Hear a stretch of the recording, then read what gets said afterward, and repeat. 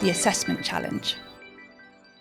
My name is Polly, and I will be taking you through the next steps. Now that you understand why ESG matters, it's time to figure out where your business currently stands. And I'll be honest with you, this is the step where most businesses get stuck. A recent Capital Group survey found that 53% of companies cite the reliability of data as the biggest challenge to getting started with ESG. More than half.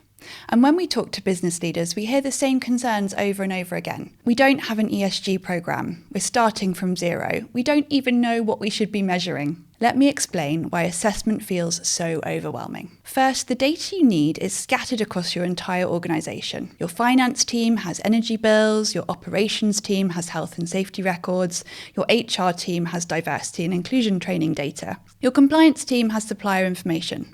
But nobody's ever pulled it all together in one place. Second, there's no single source of truth. Unlike financial reporting, where you have your accounting system and your P&L, ESG data lives in spreadsheets, email boxes, filing cabinets, and people's heads. It's fragmented. Third, you don't know what to measure. Should you be tracking carbon emissions, water usage, employee satisfaction, supply chain audits? The answer is yes.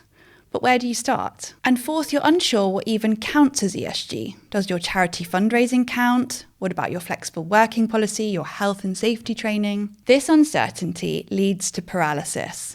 And that's exactly what we're going to solve in this module. Here's the good news, and I really want you to hear this. You're almost certainly already doing more on ESG than you realise. The work exists. It's happening in your business right now. It just hasn't been labelled as ESG. And it hasn't been organised systematically. Let me tell you a story that I think is going to resonate with many of you. This is about a real client we worked with. I'll call them Company X to protect their confidentiality, but this is a true story. We worked with an SME to get started on their ESG. The managing director was convinced they were starting from absolute zero on sustainability. He said to me, "We're just a small business. We don't do any of this sustainability stuff." This is a very common reaction, and I want to validate it. ESG can feel overwhelming, especially when you're first confronted with it. But here's what we did. We said, let's not assume you're starting from zero. Let's do a systematic audit of what you're already doing. When we sat down with his team, here's what we found. Finance already had years of utility bills, which enabled the beginnings of an emissions baseline. Operations had health and safety data for HSE reporting, which converted to ESG metrics. HR had gender pay gap data already calculated, which is a requirement for more than 250 employees. Compliance had a partial Modern Slavery Act supply chain audit, and procurement had started asking suppliers ESG questions, but had no tracking system. None of this had been thought of as ESG reporting, but every single bit of it supported their ESG work. When we added it all up, they weren't starting from zero. They had a good foundation and something to build on.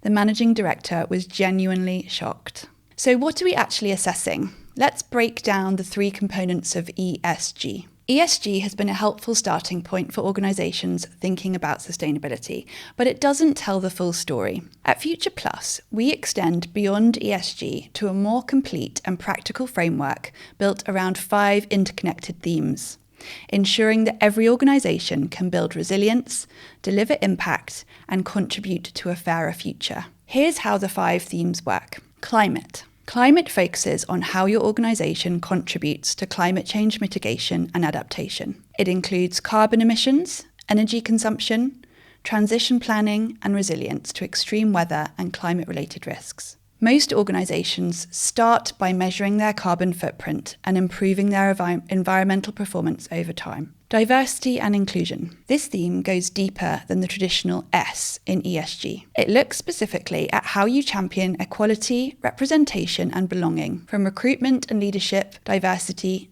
to inclusive workplace culture, accessible products and services, and equitable opportunities throughout your supply chain. Social impact is about the well-being of the people and communities your organisation interacts with every day. This includes health and safety, fair pay, employee development, ethical labour practices, community involvement, and how responsibly you treat your customers and suppliers. For many UK organisations, this is already a core strength, but it's important to make that work visible. Economic. Sustainability also depends on financial conduct and long-term economic value. This theme covers responsible business practices, transparent governance, ethical growth, anti-corruption policies, and data security, ensuring that success is built with integrity. Strong governance and economic stewardship become critical as businesses scale or seek investment. Environment. While climate focuses on carbon, the environment theme addresses your more local and direct interaction with nature,